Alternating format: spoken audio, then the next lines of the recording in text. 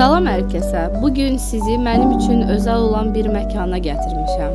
İçəri şəhərə.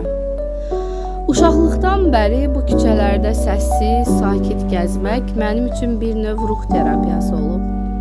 Burada zaman elə bil yavaşlayır, səs-küy susur, insan öz iç səsini daha aydın eşidir.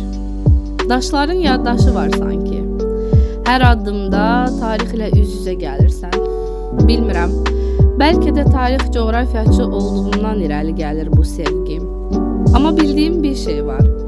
İçəri şəhər mənə həmişə sakitlik, dərinlik və ilham verir. Əgər siz də bəzən şəhərin yorğunluğundan qaçmaq, ruhunuzu dincəltmək istəyirsinizsə, mütləq bu küçələr yolunuzu gözləyir.